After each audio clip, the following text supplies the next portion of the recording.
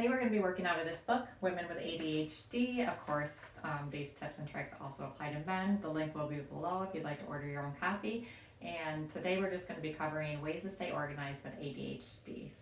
So of course, the first step in staying organized is we're going to be using lists, we're going to use planners, we're going to use reminders, we're going to set alarms, we're going to say, hey Siri, set an alarm for this, or however you'd like to go about it. Next, when we're in a meeting or maybe at work or even maybe with a partner, ask for written instructions so we can refer back to those later as our minds might start to wander during the meeting or the instructions. You can then use these alarms and reminders to plan your day. So plan the day probably the night before, setting up reminders if needed, alarms as you go on to stay on task. Maybe you even need to break your day up into like 30-60-minute sections.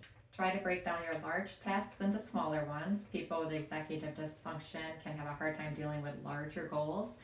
With the smaller tasks, go ahead and reward yourself as you complete some of them to help keep you motivated. Next, the author recommends making sure you have separate spaces for leisure and work to help you stay on task and not get distracted. Set reminders to prepare yourself for transitions if you struggle to switch from task to task. Other things to consider when getting organized with ADHD is people with ADHD tend to live by the saying, out of sight, out of mind. You're going to want to try to keep your home and your work environments clean, reduce clutter, maybe organize things vertically so you can see all things at the same time. If you tend to struggle with initiation because you tend to procrastinate, maybe plan to meet a friend for lunch or for coffee and set up a time to start working on those things that you dread.